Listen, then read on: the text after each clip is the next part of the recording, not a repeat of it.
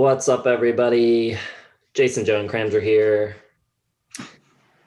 Coming at you with another listography.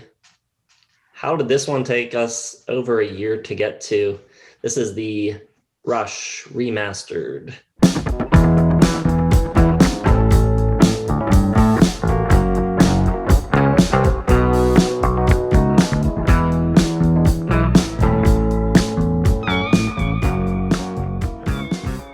So we've talked a lot about Rush on the channel. We talked about them a good bit, especially in the early 80s during our Albums of the Year series. I had them on 3 of my lists as nominees. They never won a year for me, but I've talked about them. Obviously, I did the original listography video back when it was just me on the channel. My list today is very different from that one. I mean, with Rush, it changes. Every time I listen to the discography, my favorites change and sort of shuffle around a little bit. Don't take it too seriously as far as my rankings goes, because they're going to change the next time probably too. So yeah, probably at least top 5, but probably my most listened to band ever. Oh, no doubt. That's the question for me. I know these songs inside and out. Know the little nuances from live album to live album per song. Yeah, they're my favorite band until I was like 20, 21. Now they're my second favorite band. Not a bad run. Yeah, I picked up the bass because of Geddy Lee and never really looked back from there. Rush has always been top 10. I don't know if they were ever my complete favorite, but Geddy Lee has always been possibly my favorite bass player of all time and big inspiration for me personally and musically. So yes, I love Rush. I love Canada. I'm part Canadian, so I've always held Rush as sort of, spiritual brothers to me personally. Geddy is probably my favorite bassist ever. Neil is probably my favorite drummer ever, and I'm confident Alex is my second favorite guitarist ever. So, I mean, what a recipe. All right, so there's a lot of records to get to, 19 studio albums. We're going to do 3 at a time until we get to the top 10, and then we'll go 1 at a time. So who wants to start? I can start us off. There's only one Rush album I don't like, and it is my number 19. No. It's actually Caress of Steel. Just never really got this one. Even, it came after Fly By Night, which I really like. So they were moving in a good direction with that one. I like the debut. And then this one just, nothing works for me. Bastille Day, I think I'm going bald, like Said Park. Kind of tone deaf, not toned up, but like tuneless almost. Necromancer, too much talking, not enough interesting complexities in the music.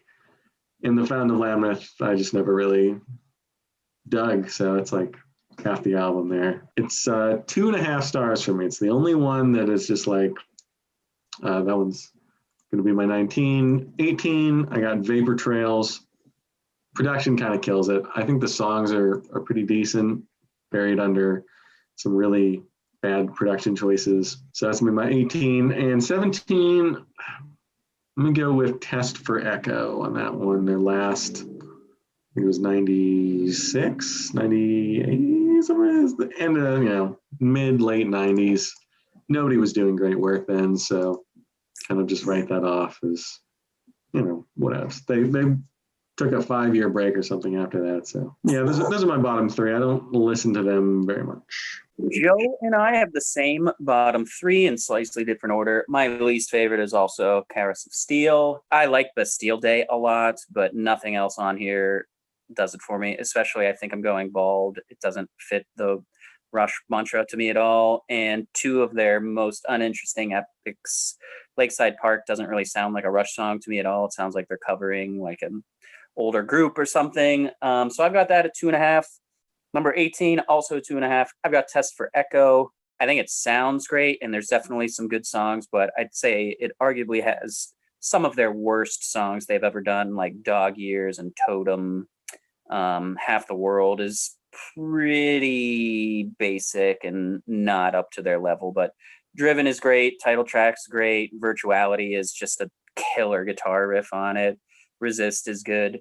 At number 17, going up to 3 stars because I think the songwriting is much better here on Vapor Trails than it is on Test for Echo. I think Ghost Rider's Secret Touch A lot of really good songs, but they don't let the playing kind of expand enough. Yeah, it's easily their worst sounding album. Even the remix like they did, the mastering, none of it sounds good. So those are my bottom three. All right. So I got one of those three in my bottom three. My number 19, probably one of my more controversial placings. It was the same record that was my number 19 last time. It is Clockwork Angels. I think Geddy's voice is really slipping on this. It doesn't sound that good. And it's been a problem since coming back from their hiatus starting with Vapor Trails, but the lyrics really don't flow that well. I think on these last three records that you can really tell that someone other than the singer wrote the lyrics. And normally that wasn't ever the case before in Rush. They feel a little awkward the way Geddy sings them.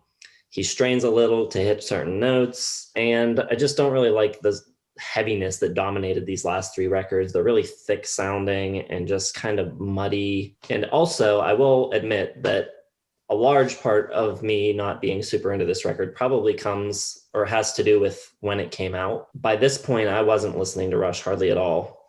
I've kind of gotten back into them more in recent years, especially through the channel and listening to older classic rock again. But there was a stretch there where I was not listening to Rush at all. When it came out, I bought it just because I needed to have all of them. But I listened to it once or twice and never did a real deep dive on this record.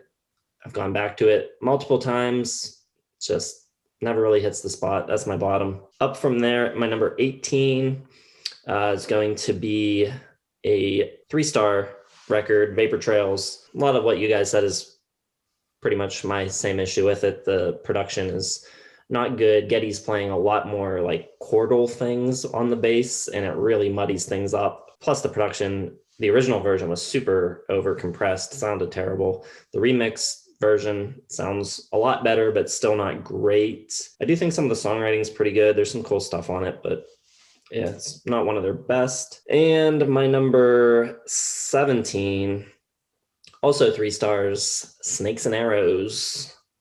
I think there's more nuance in the playing and the writing on this than there is on Vapor Trails, so it's a little more interesting. I think The Way the Wind Blows really stands out as a highlight for me. It's my favorite song of the last 3 records. I think it's awesome. Great chorus, great guitar playing on it. But yeah, the last 3 records are my bottom 3.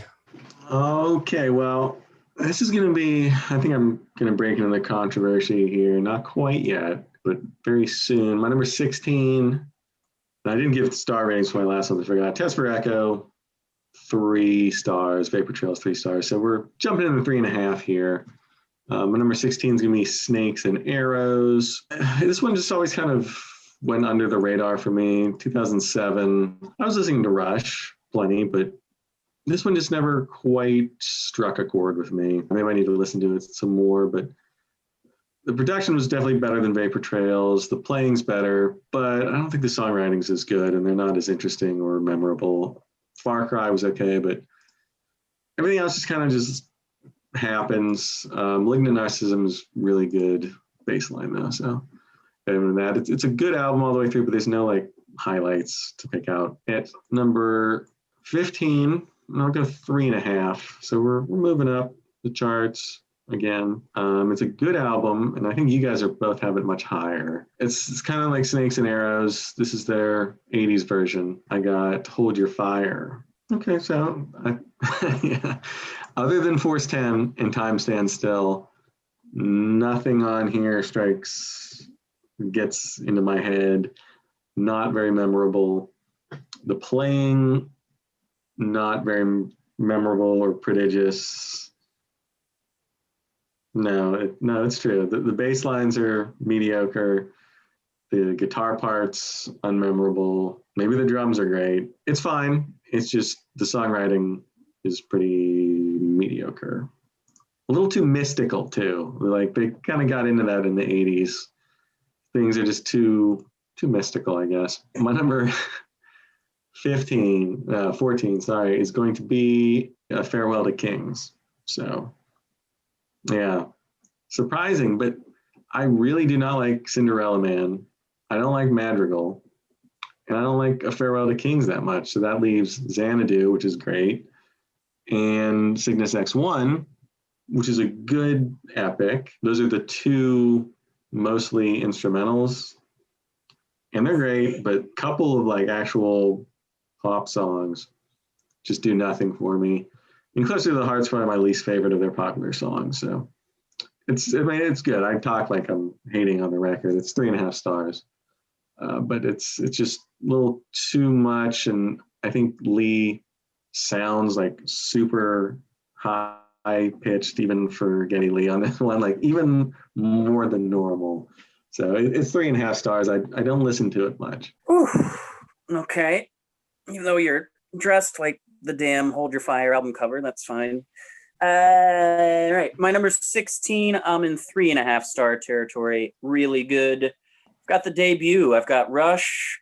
It just is a kick-ass rock and roll record. They would never sound like this again, really, at all. They're just kind of young, dumb, and full of Led Zeppelin influence. But there's no doubt that even at a young age, Alex is just destroying like blues, some already famous blues rock and roll guitarists out of the water with Working Man and Finding My Way and In the Mood. And I think it's great, but obviously Rush is known for doing far more interesting work, and it doesn't have Neil on it, so that hurts it. But still great. 3.5. Number 15, I've got, it's already hard when you got 15. I've got Counterparts at number 15, 3.5 stars. It's a really just meaty, hard, it's a little cleaner than most grunge stuff happening here, but there's just, they made a conscious effort in the early 90s to get back to just like power rock and roll and let Alex kind of spread his wings again, and he certainly does on this album. It's great, especially his guitar work on Cold Fire and Cut to the Chase. But there's a couple of songs that I don't care for that I think they went too far in that grunge direction where it's just kind of too boring, like Stick It Out. It's good, but I don't think it's up to what they're capable of. And then at number 14, I've got Snakes and Arrows. I like it a lot. It's 3.5. It's almost 4 because I think the playing is just the best they've done.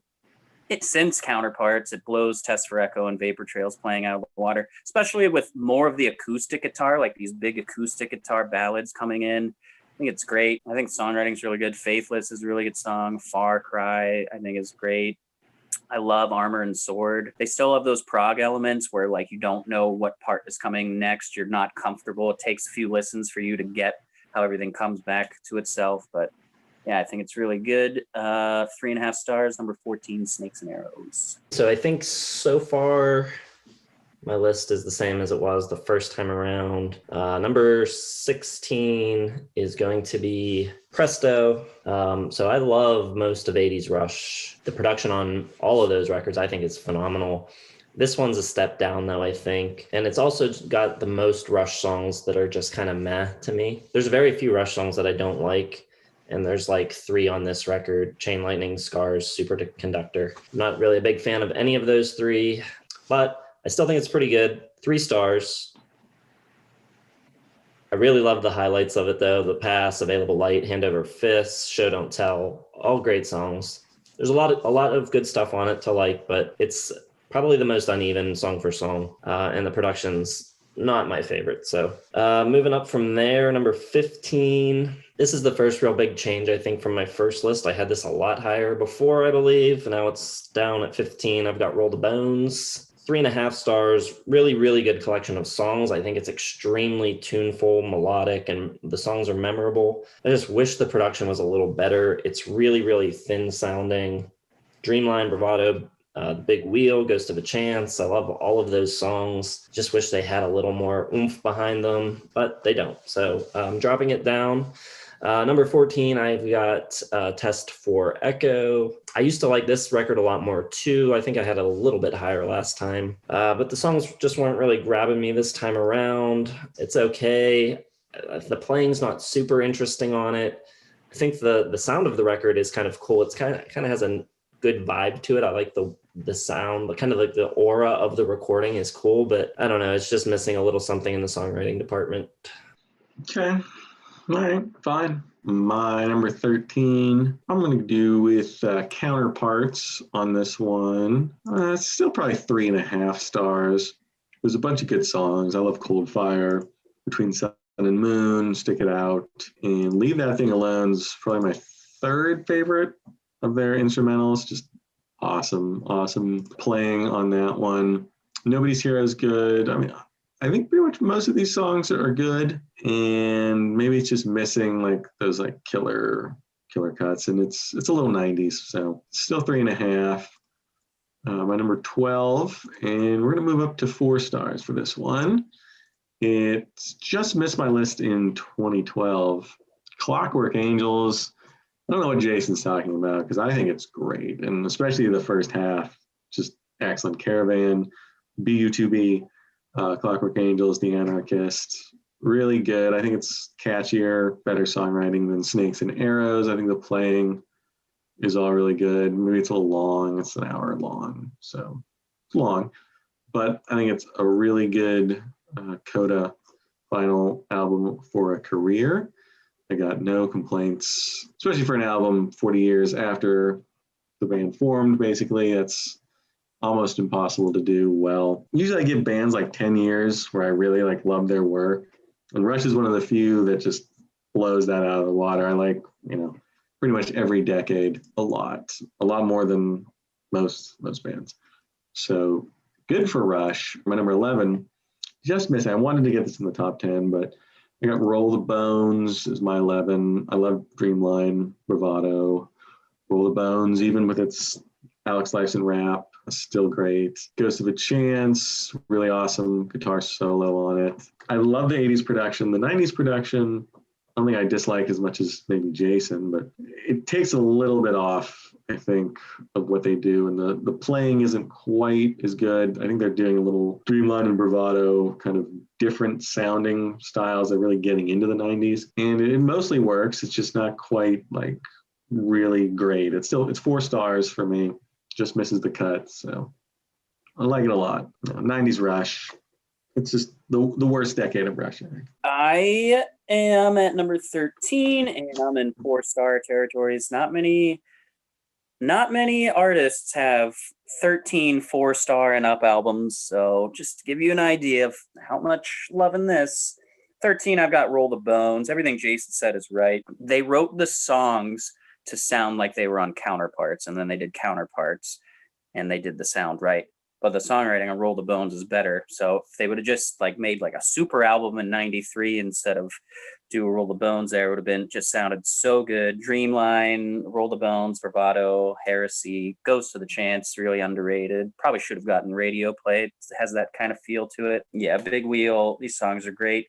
And the kid on the Roll the Bones cover looks exactly like I did when I was like 11 years old. So it's pretty cool. And I still pretty much just wear black t-shirt and blue jeans to this day. Number 12, I've got Presto, also at 4 stars. It is too thin. Nothing that like is like a power chord with like a crash resonates. It all just kind of disappears like in your headphones. Nothing really is too strong. I agree with Jason that it has a couple of clunkers on it, but not nearly as many. The Chain Lightning for me and Anagram are really the only ones that don't do it for me, but I even love Red Tide. I love Available Light, Show Don't Tell. I think Scars is really cool. Yeah, there's a lot of great stuff on it. Number 11, wanted to get this in the top 10, but couldn't, just so I could talk about it more, but it is Clockwork Angels, 4 stars. It's really a return to old Rush. Like it's got a huge epic concept feel to it. Like, it feels like they could have made it in the mid 70s almost, with like the scheme of the tale of the watchmaker and all of that. And at the very end, what a goodbye with the song The Garden. Just beautiful and like a totally different vibe than anything they did. It just is a really cool, very touching moment. Like even when they do it live, Alex comes out and plays the piano part on it. It's really a gorgeous song. Just missed my top 10 songs list tomorrow. Yeah, Caravan is awesome. Headlong Flight, Clockwork Angels, Wreckers. I'm not crazy about Carnies, but pretty much every other song on here is, I don't get with Jason. I think he's right. I think it's just wasn't the time and place. I think his Rush life was a little over at that time, but it's awesome. Just out of my top 10. My number 13 is Counterparts. I think that's a good point by Cram. If Roll the Bones had Counterparts sound, it would be awesome, because I think the songs are way better on Roll the Bones. But I like the way this record sounds. It's their first record to come out after kind of grunge takes over mainstream and the sort of hard rock landscape completely changes. So they thicken up their sound. They get Kevin Shirley to produce. But yeah, just the songs aren't as good, especially like interestingly, like the well-known sort of singles from this record are some of my least favorite. Animate and Stick It Out don't do that much for me. Cut to the Chase, it's okay. It has a crazy, amazing Alex Lifeson solo, but as a song, I don't love it. Some of the cooler, more interesting stuff happens later in the record. I think like Double Agent and Alien Shore is really cool. Cold Fire's great, but all in all, just kind of an average Rush record, but still pretty good. 3.5 stars on that one for me. Fly By Night, I've got at number 12. I think it's pretty cool. It's a good record. I'm putting this one all the way up at 4 stars, but I see it kind of as like a transitional type of record. It's kind of the first one with Neil. They're kind of finding their footing still. It's sort of still partially like the hard rock of the first record, kind of dabbling in the prog, but not committing fully. It's kind of in between. The songs are okay. I think it's really cool. It's a good listen, but not quite top 10 material for me.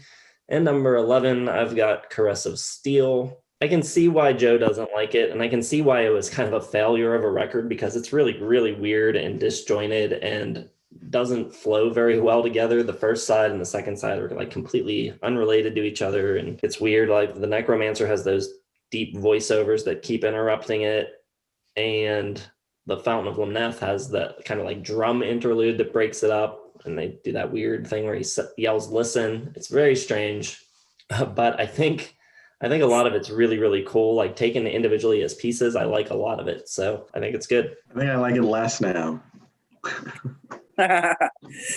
Yeah, it's weird because it's maybe their most important album, because like you said, it's like the transition from Fly By Night into 2112, but also my least favorite. Well, okay, now we're at the top 10, and I was surprised that this record made it on. I'm going with the self-titled Rush, 1974. So no Neil Peart, and yet I think this one really works. So it's simple, like there's almost no hint of the prog side at all.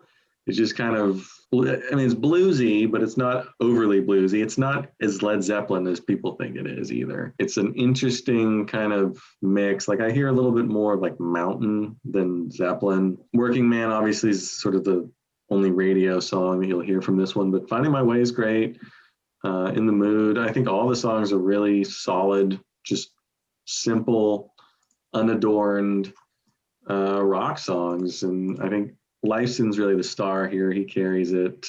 A lot of great riffs, and I think it's basic, sure, but I think it's very fun, spunky, and I like it a lot more than most people, and I think it's quite underrated. So 4 stars for self-titled Rush, my number 10. Not in my top 10, but I have no problem with that whatsoever. My number 10 is gonna be Fly By Night, and we are at 4 stars, close to 4.5. This one is kind of sloppy, and like they don't know exactly. They know they don't want to do what they did on the debut, but they don't know quite what they want to do yet. So you get this sort of just like rambunctious kind of like show off album. We've got a new drummer, and he's the best drummer we've ever heard. So, still kind of like got some of that like perky joyousness on it, like with like Beneath, Between, Behind, which is a terribly underrated Rush song. It's like actually fun. You won't use the word fun with a lot of Rush songs. Fly By Night is very kind of chipper. Bytor and the Snow Dog is like delightful and goofy and just awesome. And there's no doubt that Neil is just bringing something completely different to the table, obviously on the skins and lyrically. Anthem, I still hear Anthem, which doesn't get a ton of radio play, but I hear it at hockey games a lot, which is proof that hockey is one of the best sports and that Rush is Canadian as hell. This album is great. The drumming is great. It's kind of like, I like kind of how sloppy it is at times, like in its approach. And now even the playing is not quite as tight as they will play later on, but yeah, I think there's just too many underrated songs on here. I even really like Making Memories and Rivendell. In the End is a cool closer. It's an awesome record. 4 stars. Fly By Night, Away From Here. All right, my number 10, we're all going early Rush for number 10. I've got the self-titled debut. Same as Joe, really killer rock record. I think it's awesome. Straight up, just really killer. A lot of good songs. Finding My Way, Need Some Love, What You're Doing. 40 minutes, just in your face, to the point. And I guess the one song that I would direct people to that never gets any attention that I think is amazing is Here Again. Slow, bluesy, and Alex Lifeson just absolutely destroys on it. So good.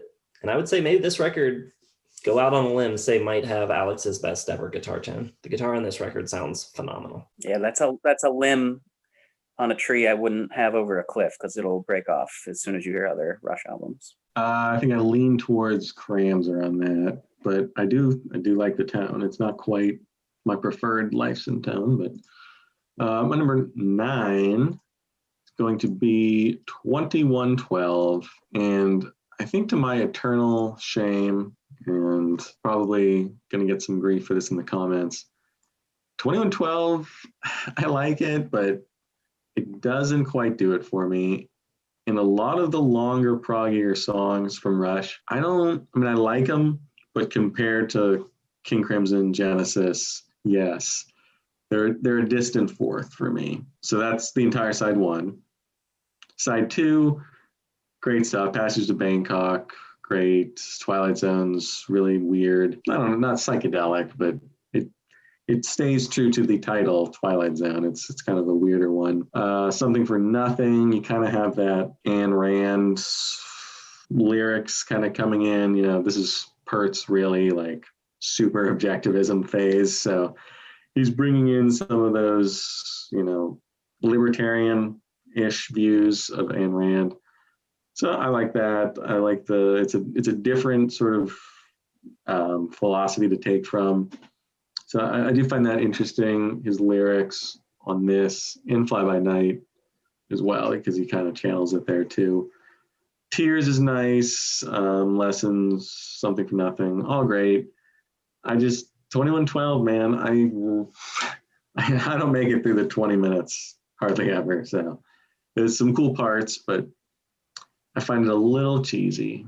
Still good though, still 4 stars. I think of the 4 you mentioned, probably only Yes competes with Rush for the better of the long epics. I also have 2112 at number 9, and we will get stuff in the comments, and I will be there for you to help defend, because there's a lot of Rush purists out there that, pretty much once the synthesizer was introduced, it all went downhill and blah, blah, blah. And we tend to like 80s Rush quite a bit, obviously, by the albums that we haven't talked about yet. But, come on, you guys out there, you're not Rush fans. You're prog fans that like Rush. You got to like the whole package, baby, if you're going to be Rush fans. All right, 2112, number 9. It's great. I've got it at 4.5 stars. I have like a different reason why I don't quite like it as much as anyone else, or why it misses being a 5-star classic.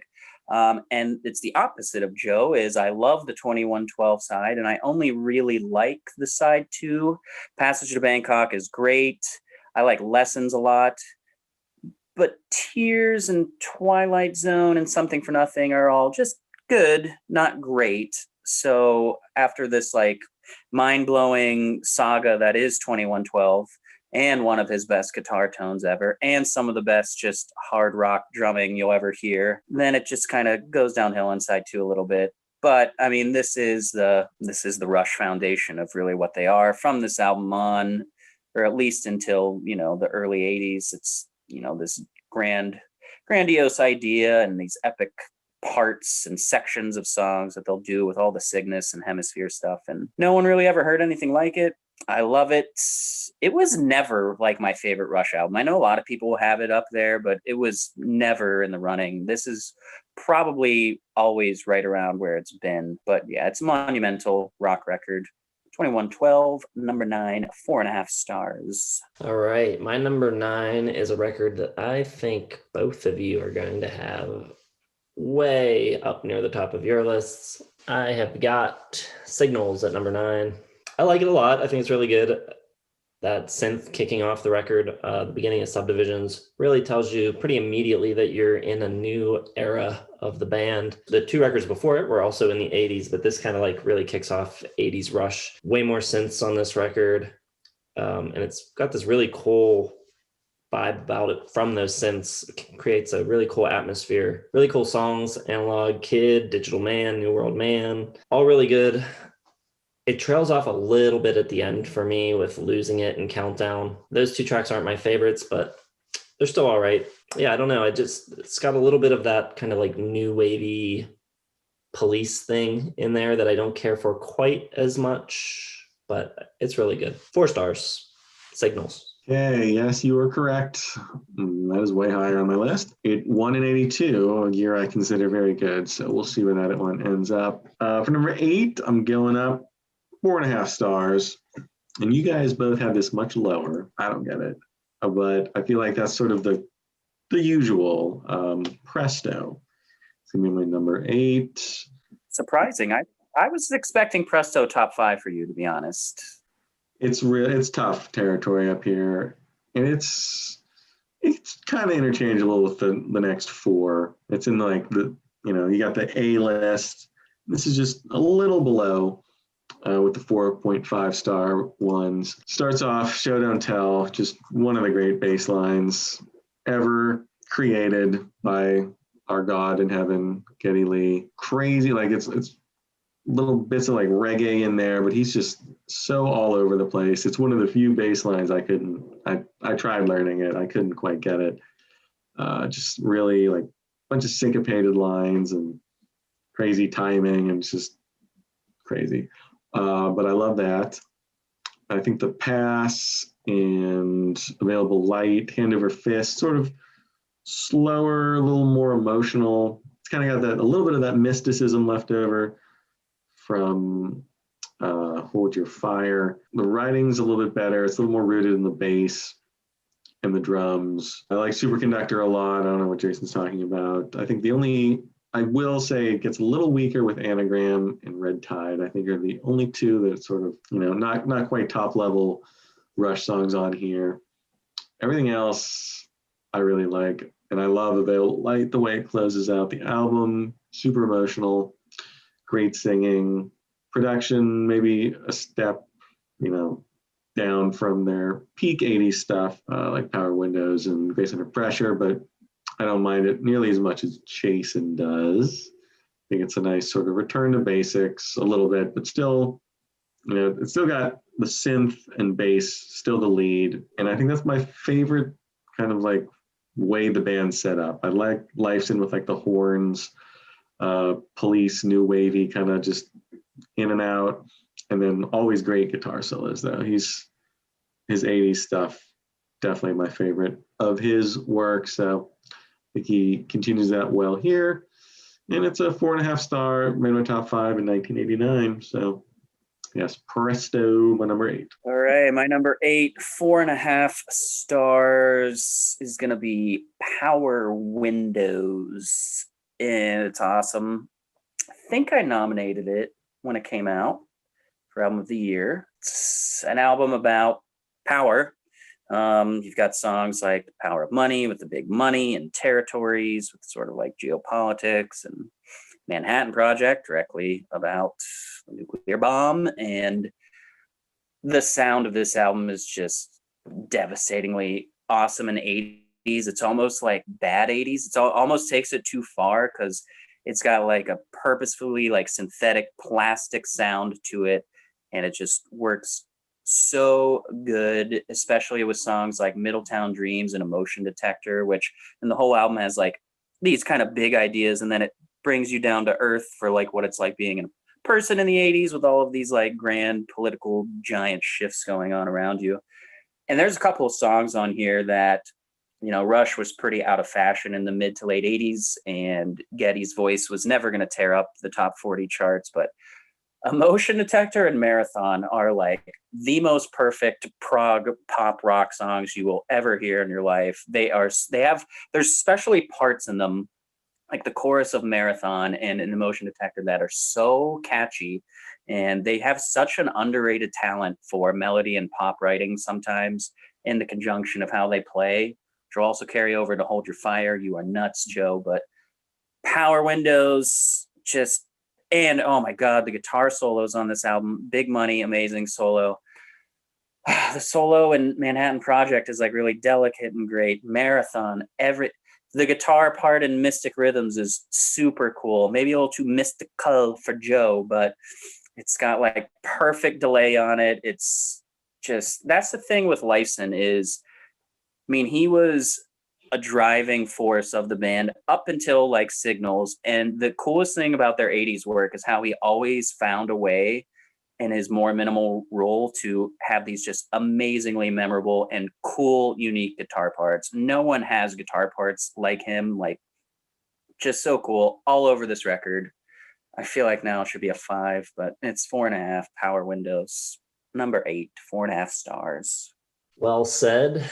That was a lot of what I'm going to eventually say about Power Windows a little bit later in the video. My number 8 is Grace Under Pressure. And this one really ups the kind of Police influence. I mean, it had been there since at least Permanent Waves. I mean, they were unashamedly influenced by the Police. They talked about it. But I don't think on any record you hear it as much as you do here. So maybe I shouldn't like this record as much as I do, but I do like it a lot. 4 stars. For whatever reason, when they kind of tackle this sound, I feel like they do it in a more interesting way, because it's still, even though they're kind of doing the reggae groove and reggae rhythms, I feel like their melodies move throughout the parts a lot more. So it's a little more fluid and less just like one repetitious groove. The melodies on this record are really, really strong. The synths sound really good. A lot of really good synth textures. We talked, I forget what video it was in, but Joe brought up the point of a lot of newer records that reference the 80s sound better than the actual 80s things that they're referencing, because technology has gotten so much better and mixing engineers can do amazing things now with the technology that they have. But Rush in the 80s, I think they nail that 80s sound better than anybody. Their records sound so good. This one's no exception. Grace Under Pressure, number 8. Yeah, they might be my favorite 80s band. It's crazy because they were not anything like this when they started out. They transitioned so well. Such an interesting sound. But this album, my number 7, is not from the 80s. It is from 1978. It is 4.5 stars, and it is Hemispheres. Unlike A Farewell to Kings, I think they're like moving closer to what they would sound like on Permanent Waves and Moving Pictures. Something like Circumstances. Like, it has that power. Geddy comes down a little bit, and it sounds a little more modern. It doesn't have like Dungeons and Dragons kind of sounding 70s stuff that I feel like A Farewell to Kings has. This one just feels more rooted in rock and roll. Not that they can't do prog as well, because I think Cygnus X1 Book 2, Hemispheres is really good. Especially, might be my favorite of their like 15 plus minute epics. The Trees, always been one of my favorites. If you hate unions, you love The Trees. Classic story of oaks and maples fighting over collectivism and all that, but really catchy, really dynamic, different parts to it. I love the classical guitar intro, very catchy verse and chorus, and it gets that kind of long, very descriptive musically. Like you can really see like the action unfolding just through the music, which I think Rush is really good at, letting the music kind of do the talking. And then La Via Strangiato, however you say it, their second best instrumental in my mind. Just ridiculous guitar playing, bass playing, drums all the way through. That's subtitled An Exercise in Self-Indulgence, and oh, absolutely it is, but it definitely works for all 9 minutes. It's a short album, only 4 songs, but I think every one is pretty much perfect and exactly what they wanted it to be. So yeah, 4.5 stars, maybe 5, probably 4.5, but it's like real close to 5 stars for Hemispheres. Agreed. Number 7, Hemispheres, also 4.5 stars. And this is the essential Alex Lifeson guitar tone. You get it right off the bat with the Hemispheres.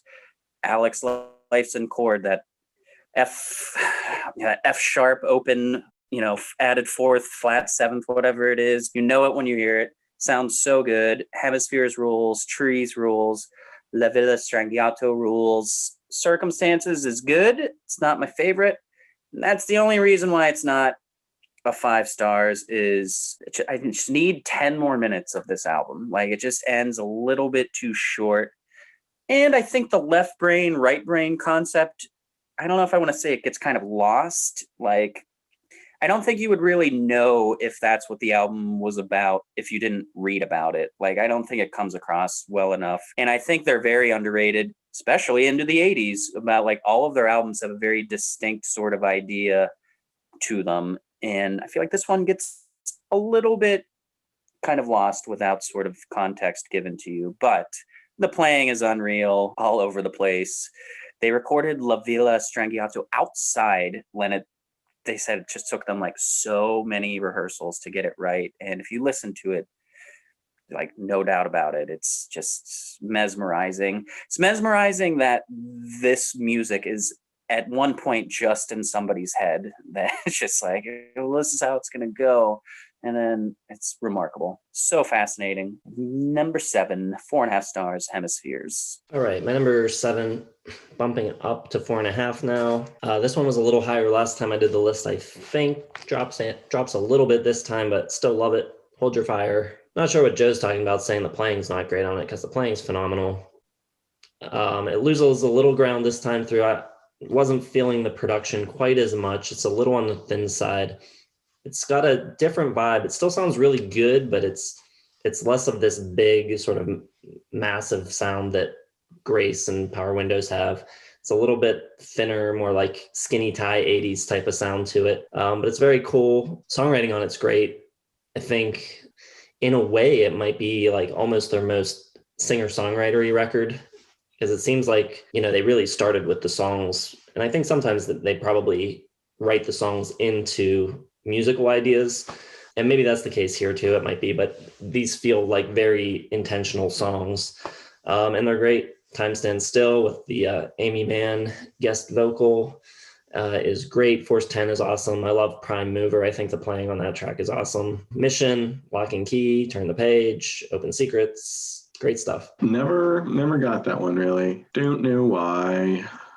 My number 6 is going to be my favorite from the 1970s, the only one left, and I don't think most people would have this as their number 1 1970s Rush album, but it is Fly By Night. I think it's phenomenal right from the beginning. Anthem, super hard rock. I think I like it the most because it's still not quite into the prog realm. Like, they're still operating out of that hard rock, but you can tell kind of that Peart's going to pull them in that direction a little bit. It's a little more mystical than the debut, a little more, Rivendell obviously takes from Lord of the Rings. You have something like Bytor and the Snow Dog, which is very, mythological kind of based, which is cool. I love it, especially Bytor. I think it is their first example of using the music to really explain the story of what's happening, but it's still, the verse and chorus are super catchy. It's in this long kind of drawn out instrumental with a bunch of different parts. They all sound really cool. I think Lifeson's guitar is really heavy on this album, which I like, but they can also do pop. Fly By Night, despite how kind of complex and complicated the bass line is and the drumming and everything, still just a really good pop song. And I think that's hard to do when you're playing kind of at that high of a level. Beneath, Between, and Behind's great.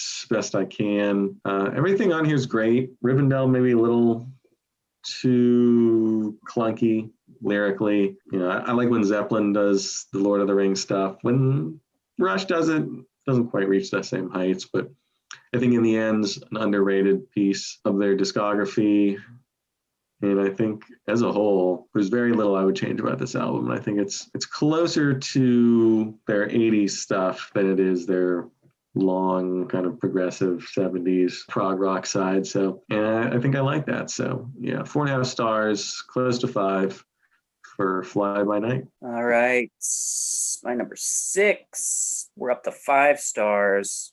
6 5-star albums for me in my Rush fandom. It's going to be Hold Your Fire, nominated for Album of the Year, 87 when it came out.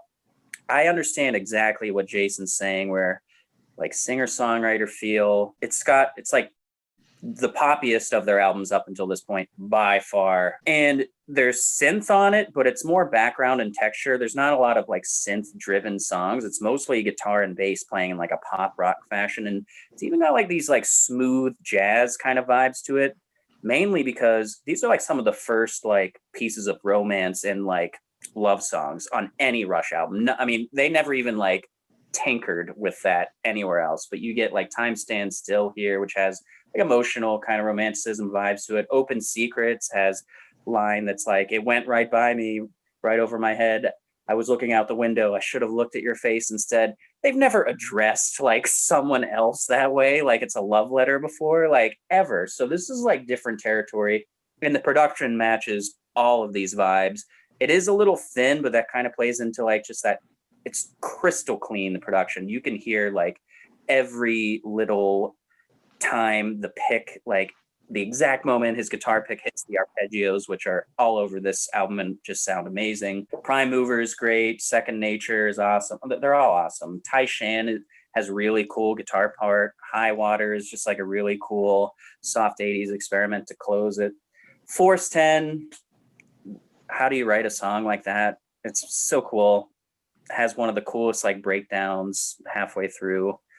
I love it. And Geddy is very mid-range on this album, but he sounds really good. Like, I think it's one of the best versions of the octaves that he does. He sounds like a beautiful woman pop star on this album, to be honest, and I think it's great. Hold Your Fire, 5 stars, number 6. My number 6 is Hemispheres. So in the same ballpark with you guys on that one. This is, I think, their proggiest record in terms of the long structures of the songs and a lot of parts, and the virtuosity really coming through, being really difficult songs to play. And they've talked about that. And that's largely what was responsible for them going in another direction on the next record, because they just had so much difficulty recording this because they wrote music that was beyond even them. I don't know. I mean, if that's your thing, this is an awesome album, and it is kind of my thing. I love all the technical playing on it. It's awesome. It rocks. Also, maybe Geddy's screechiest voice that he ever put on display. Joe said maybe on Farewell to Kings. It's between the two, probably. This era really hitting those high notes. But for me, Geddy can't get high enough. I think he's at his best when he's at as high as possible. So the deeper Geddy's voice gets, the less I like it. Yeah, I think it's awesome. I have it right now. I have it at 4.5 stars, but my stars on these top records are not in stone, really. I need to really kind of iron them out, because I think they're one thing, and then I go back and look at the year, and it relates differently in the context of the year than it does in their discography. So I'm trying to figure it out. It's either a 4.5 or a 5, but I've got Hemispheres at number 6. My number 5 is going to be Power Windows, 1985, year I was born. Obviously a great year. It was a top 5 in said year. All kicks off with the big money, with just another incredible bass line. The syncopation, it almost seems like he's doing like the slap and pop, but he's not. He's like dragging his fingers like down the strings in this really weird, like rhythmic way. Just so cool. I love the vocals. This definitely is like super 80s, like those super 80s sound effects, just like all over the place. Don't care. It works on this album. Manhattan Project. I like when they do those like history kind of songs, which they started, I think, mostly on Grace Under Pressure is kind of when they started doing that. Carries over here. And I just think every song on here is really good. It's all great playing. Love the bass work. Love the guitars. It's not that much different than Grace Under Pressure. They kind of paired together. This one a little more, a little less policey, I guess. A little less new wavy, a little more 80s. And the synth really just kind of drives the whole project. And I have no problem with that. I love the synth being, the synth and the bass being the main lead instruments. And I don't mind when Alex Lifeson just is there to fill in some color and do amazing guitar solos. I think his tone sounds amazing throughout the 80s. And Mystic Rhythms, great way to close it out. And it's just a really good album, 4.5 stars. And definitely my favorite sort of era and the sound of Rush is right here in the middle of the 80s. So yeah, this one does it for me. We haven't talked about Grace Under Pressure yet, but I've heard that comparison before, and I don't hear it as much. I think Grace Under Pressure is far less bombastic and much icier, but I also get some of the comparison. But this one is, Power Wind is definitely more fun than Grace Under Pressure. Grace Under Pressure is probably their darkest, like you said, iciest record, which maybe I like that the most. I don't know. We'll see. Maybe you do, Mr. Bleak, but let's see. My number 5, this one is tough. It's going to be 5 stars for Permanent Waves, which is friggin' great. I mean, it's probably most people's 1 or 2. Yeah, more power to you. Can't disagree with that. I'm usually the last one of the 3 of us to downgrade some of our thoughts because of the I've heard it a million times thing. And I don't know if that's the case here or if I've ever just found like Free Will slightly overrated. Like Free Will and Spirit of the Radio have never been among my favorite Rush hits or singles, but it's still 5 stars. So I'm really just trying to defend the album ranking rather than how much I love it. I love it. It's awesome. Sounds amazing. Spirit of the Radio is really good. Free Will is one of the most iconic guitar solos ever. But the stars of the show here are Jacob's Ladder and Natural Science, which are just awesome. Jacob's Ladder, it's not going to be our side 3 discussion, but like, what's the cutoff for the epic? Like, how long does it have to be? Jacob's Ladder is almost at 8 minutes. It's basically 2 songs. It's composed like an epic. I think it's kind of an epic, so I think it's one of their best. Entre Nous is really cool. Different Strings is cool. Natural Science is awesome. It's, starting to get that much different sound. That Police thing we keep talking about, which, as Jason mentioned, they totally just were inviting. They said they love that stuff going on. You're starting to get some of the new wave flair. And really the big difference here, especially with Spirit of the Radio, Free Will, Entre Nous, is they're getting a more kind of classic radio-friendly song structure here, which will carry over immensely after this, but nothing to complain about here. Solos and the parts are great. Parts. Everyone's got an amazing part on every song. Yep, 5 stars, Permanent Waves, number 5. All right, my number 5 is one that was not even in my top 10 last time I did it. I think it was number 12, maybe. It's a pretty big jump for this one. Farewell to Kings at number 5. Kind of similar to Hemispheres in terms of the sound and the style of it. Back to back, this one came right before Hemispheres. I don't know what it was this time. I was just really digging this album this time. And I said I thought the debut might be Alex's best guitar tone. I think this is without a doubt Geddy's best bass tone. His bass sounds insanely good on this record. It's awesome. I like every track on it, except maybe Madrigals, maybe a little tick against it. Yeah, I'm surprised to hear Joe say he doesn't like Cinderella Man because I love that song. I think it's awesome. And Xanadu is a great epic. Farewell to Kings is one of those borderline epics like Jacob's Ladder that's really great. Awesome record. Closer to the Heart's great too. Can't go wrong. I was really into this one going through the discography this time. It's weird. I have no idea what the classic ranking of these Rush albums would be. I'm guessing though this is usually in the top 5 or 6, but I don't know why it doesn't work for me. What does work for me, number 4. Now I'm still in the 4.5 star territory, and I have a feeling both of you will like this. Well, I know both of you like it and have it at 5 stars, but I got Moving Pictures as my number 4.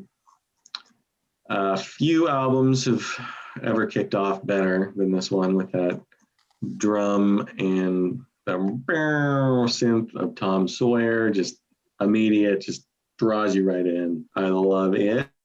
I don't ever get tired of Tom Sawyer. I think it's still a classic. People love it for all the right reasons. Red Barchetta, really nice example of their storytelling prowess. Just the way it kind of weaves through, and the music and the lyrics kind of interlock to really paint a nice picture of the car they found in the barn, or a car kept by his uncle, I believe. It's not quite like Panama, but you really get the cariness of this. Works very well. YYZ, my favorite instrumental of theirs, just the bass playing and drumming, just insane what they do on this. Geddy's just all over the fretboard. He's just doing these runs and amazing. I could never play this on bass. I tried for many years. I couldn't quite get the timing down. It's just not so. Limelight, don't want to give it away, but it might be my favorite Rush song. You know, it's simple, but really complex. I think the lyrics are really good. I love the arpeggios and the guitar. One of my favorite Alex Lifeson solos, I think, is Tone.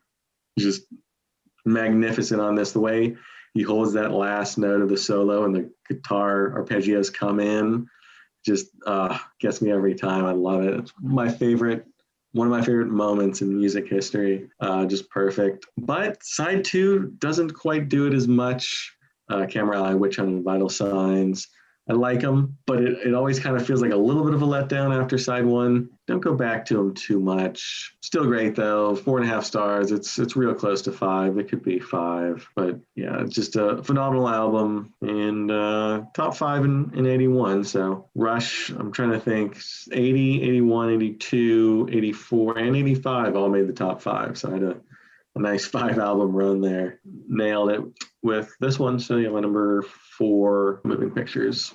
That is your most shocking one yet.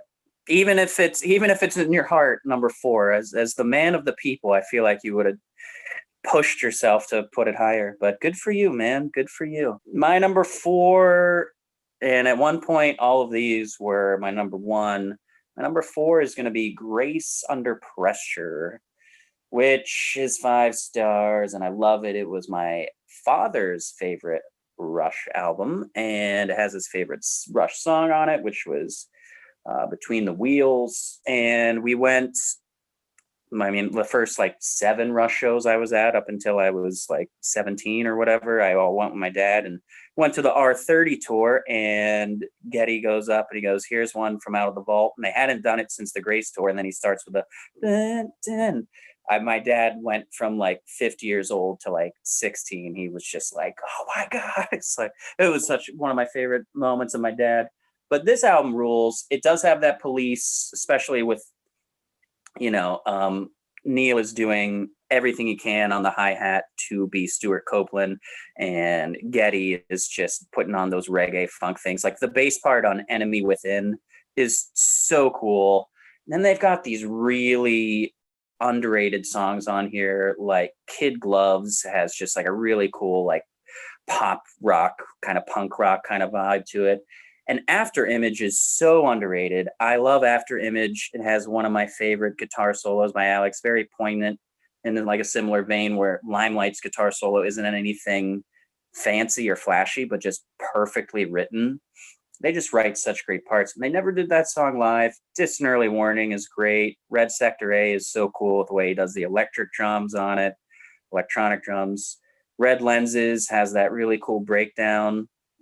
It's just every song on here is great. It's got these weird, kind of cool, icy, bleak, Cold War vibes all over it, all about kind of a new 80s Red Scare and all of that. It's fantastic. And yeah, can't say enough about it. Number 4, 5 stars, Grace Under Pressure. My number 4, I am with Joe. Moving Pictures at number 4. And I agree completely. I think side 2 is a letdown after side 1. I mean, I like all 3 of those songs. I wouldn't say that they're not good songs, but I think compared to the A material, it's definitely front loaded.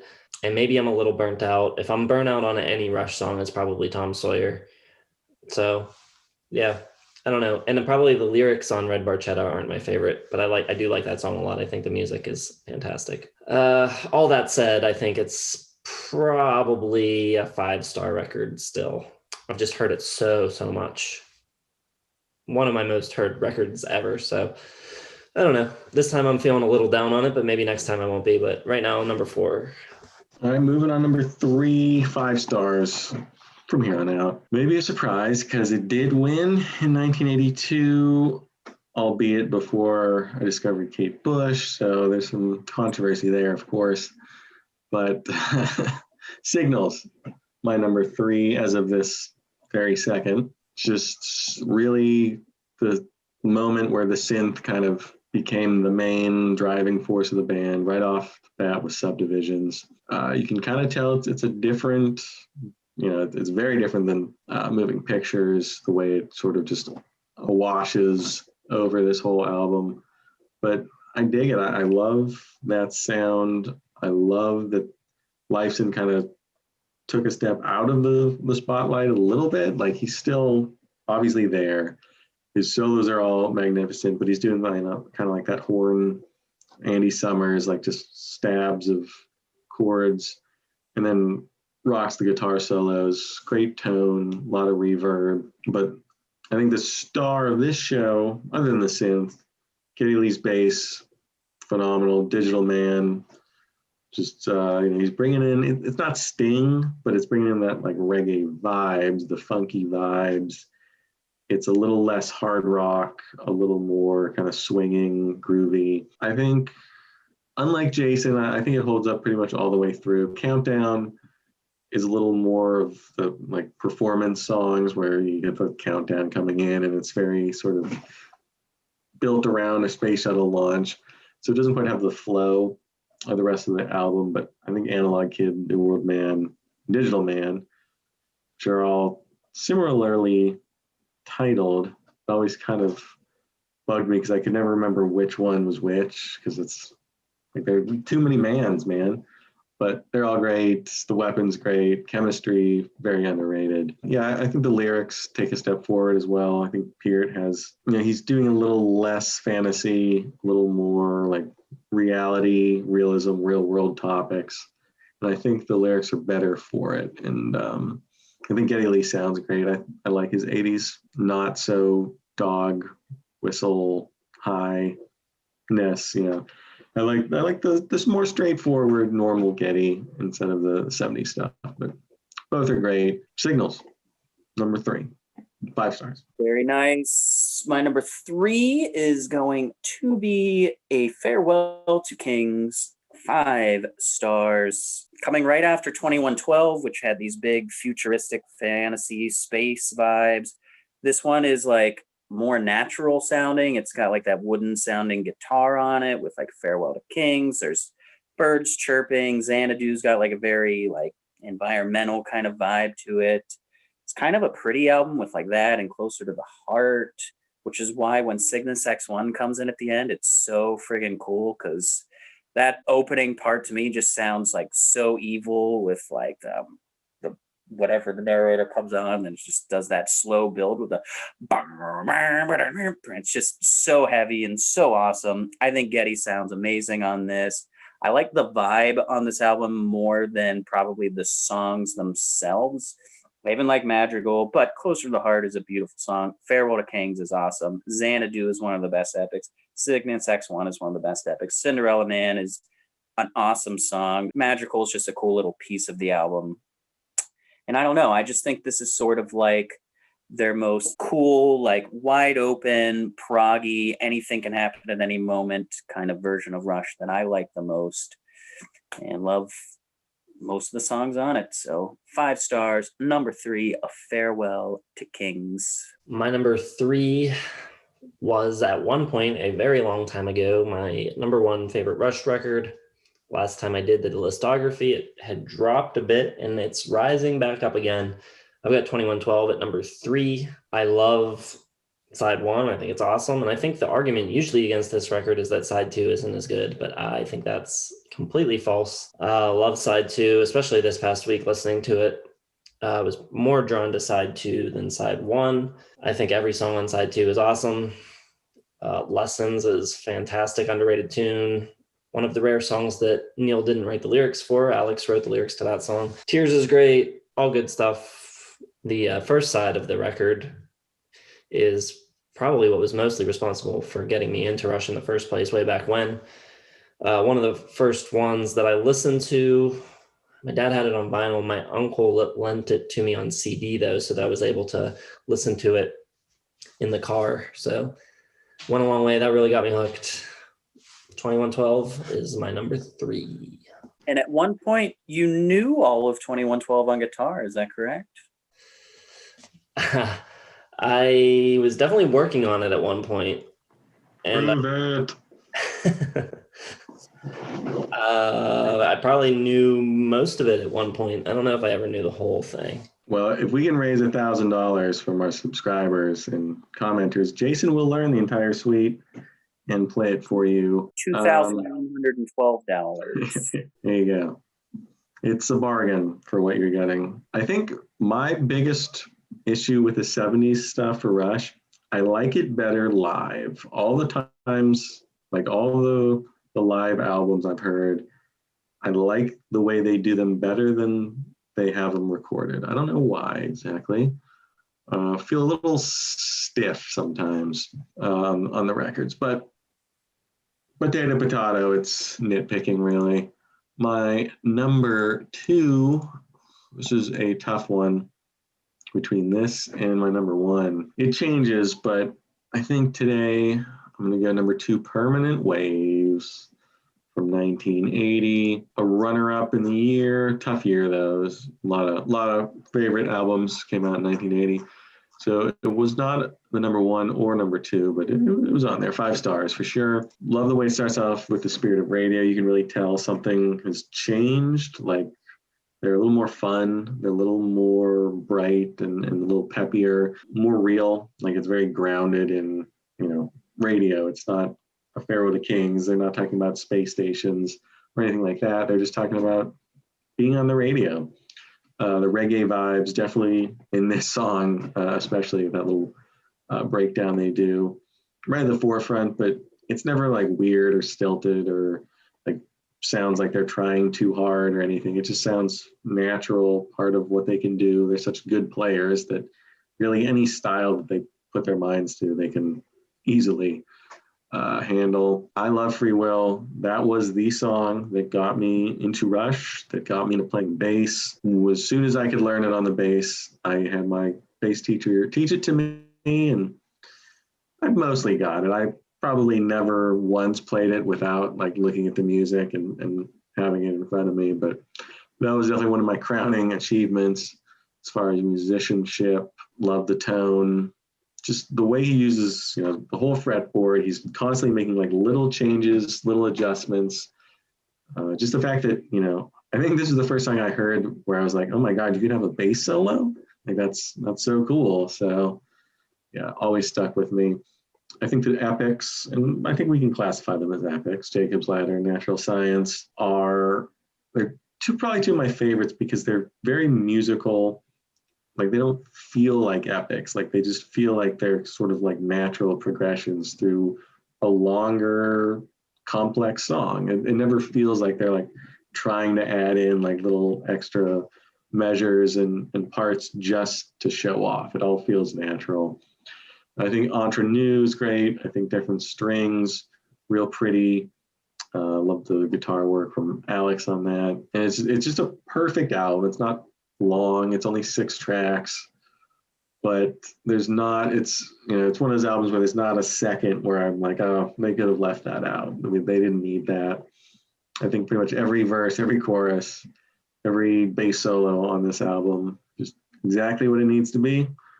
5 stars for sure. And yeah, just a really great kind of change of pace, a new direction for them, but they totally nail it. So yeah, number 2, Permanent Waves. Well said.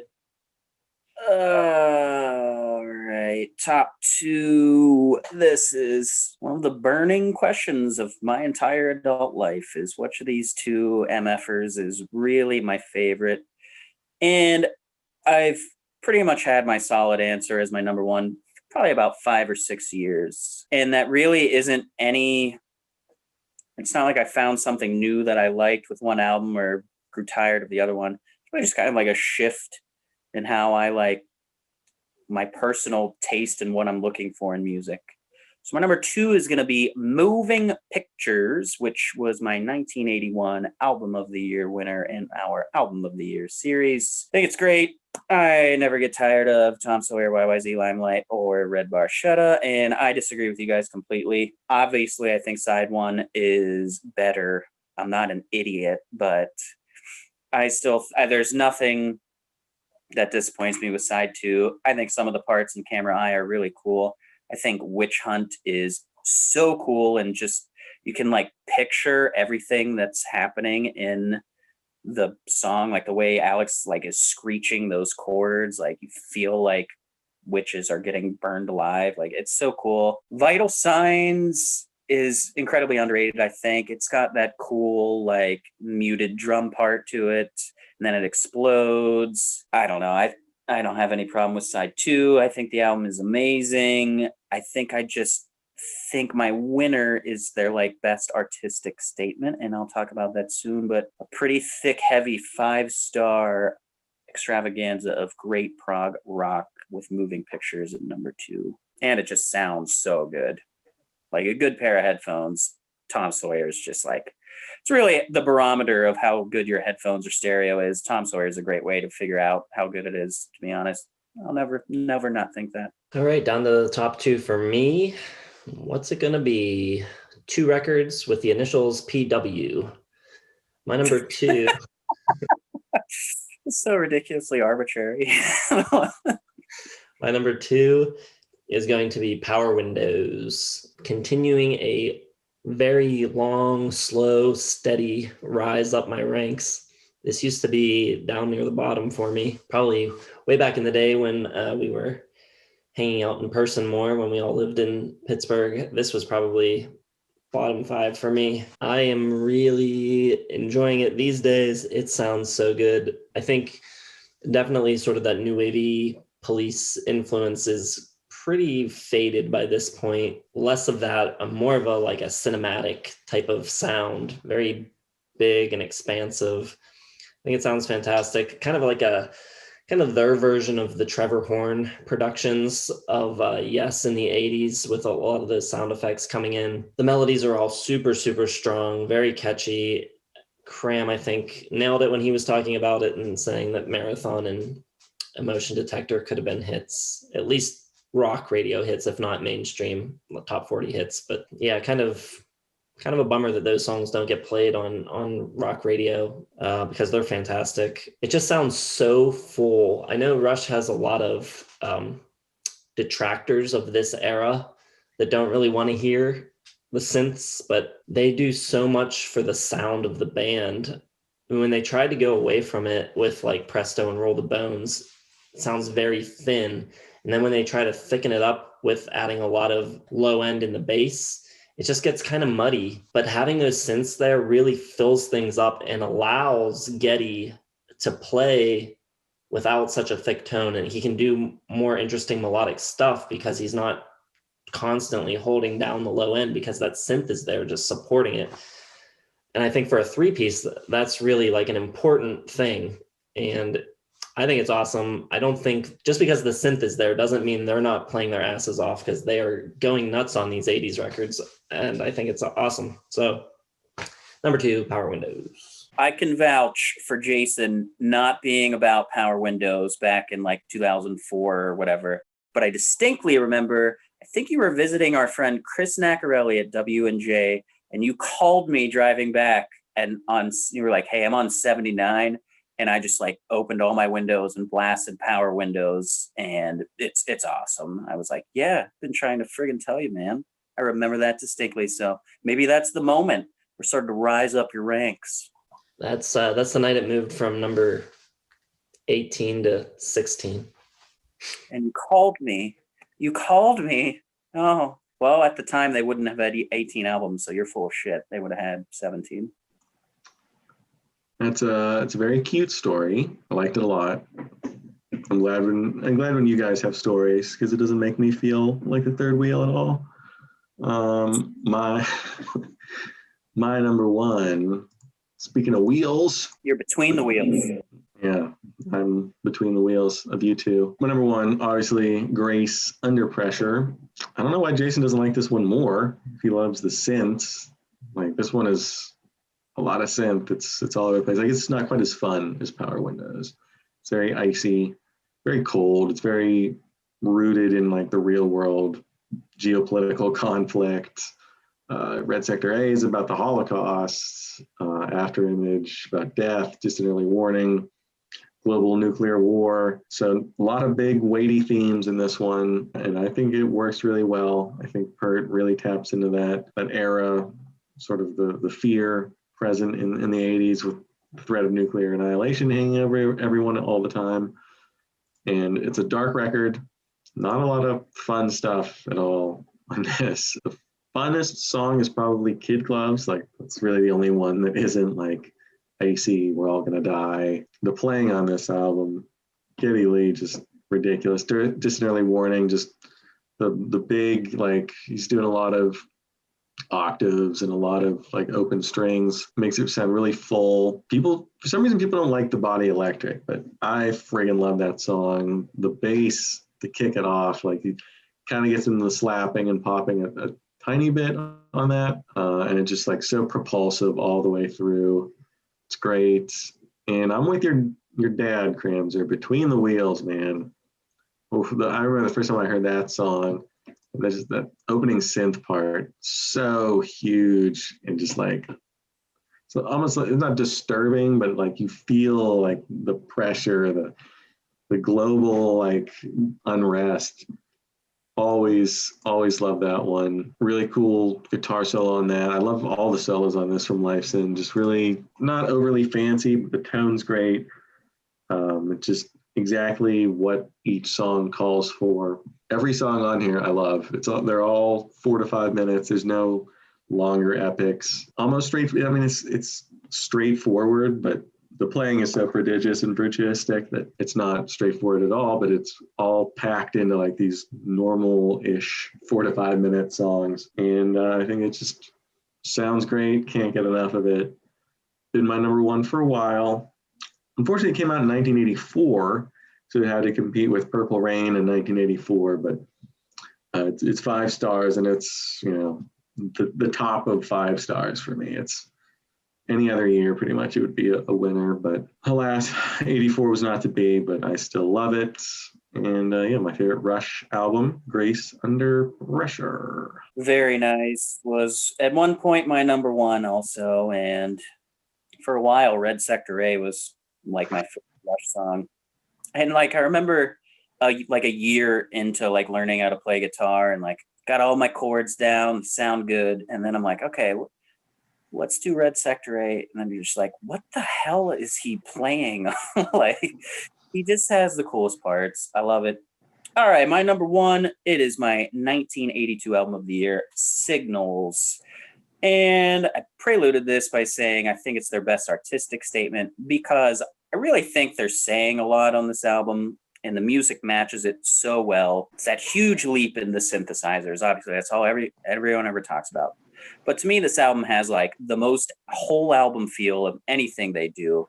You really feel like you're young and coming of age into this massive 80s world of technology and trying to fit in. You don't really know your place. And you feel kind of lost and you're under all like these parameters and stuff you don't really know how you operate in. So it's kind of like a common theme in a lot of things that I like in 80s, whether it's albums or literature or movies, like this idea of just like this 80s dystopia that might be upon us and how as an individual you kind of operate inside it. You get that right off the bat with Subdivisions, which is literally like about growing up in, you know, something that we thought was a great idea, but might have some, you know, battle on the soul or whatever. You feel imprisoned in the subdivisions of the suburbs of the big city. And then you get into Analog Kid, Chemistry. All of these have like these nerdy scientific elements. Used to be, like Joe was saying, Dungeons and Dragons nerd stuff. Now it's the real deal. Like we're dealing with real life here.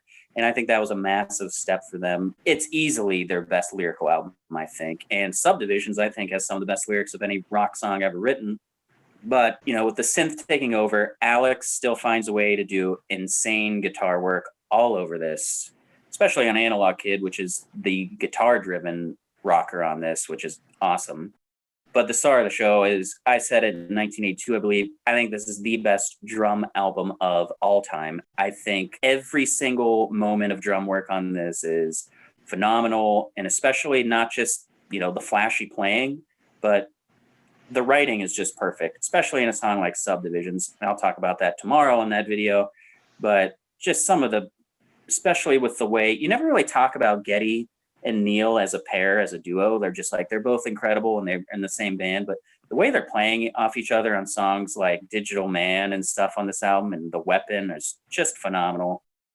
I got no problem with the way it ends with Countdown. I think Losing It is actually really cool. We bring in the electric violin, I believe it's Ben Mink. And then Countdown is just kind of that classic, like, all right, we're Rush. Let's have this bizarre idea for a song and play around it.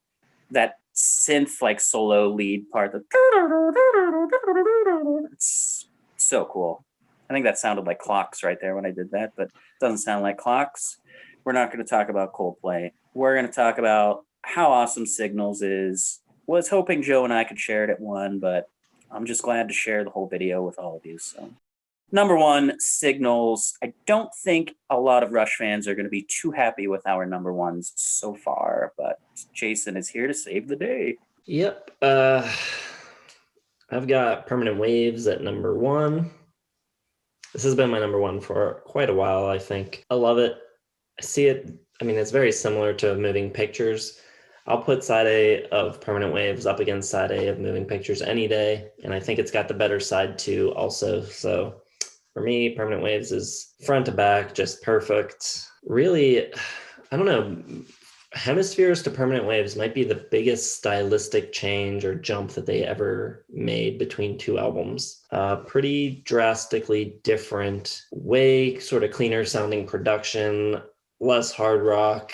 This is where the Police influence kind of starts to come in, some new wave sounds, but they're holding on to the rock. They're not diving in totally headfirst like the way they will over the next few records. And I just think that it's interesting to look at their career and the way they've evolved over time and the way they've always kind of had at least some sort of finger on the pulse of what was happening in the mainstream. They always kind of like did their own thing and did whatever they wanted, but they always knew what was happening and they always incorporated pieces of that into their sound, which I think is one of the great things about them. They never just like forged ahead like with blinders on. And I think that's how they avoided making those late period records that most bands do that aren't any good, because they managed to change with the times at least enough to be somewhat relevant. Yeah, I don't know. Permanent Waves is awesome. Every song on it's great. It opens amazingly with Spirit of Radio, which, I don't know, toss up for me if Spirit of Radio or Tom Sawyer is a better album opener. I love both. Free Will's great. Jacob's Ladder, one of my favorite Rush songs, amazing, kind of mini epic. And then side two with Entre Nous, Different Strings, is one of their sort of most delicate, pretty songs. I think it's really good. And then closing with Natural Science, another kind of epic, which is just got some amazing playing on it. Front to back, perfect for me. 5 stars, Permanent Waves. Well said about them being chameleons and always, adapting their sound. All right, so there you have it. Rush remastered. I don't know how controversial that was. I'm sure people will have a lot to say about it, but put your list down in the comments. Let us know what you think of ours. Do you have something else, Crown? I was just going to say, yeah, we usually, it's part of the gig. You get the comments, but we really don't care on this one. We really don't think anyone likes Rush more than we do, so we don't care. But tell us what you think. Anything else before we go, Joe? I was going to say, in the spirit of Rush and their Canadian niceness, maybe take a chill pill when you're leaving your comments.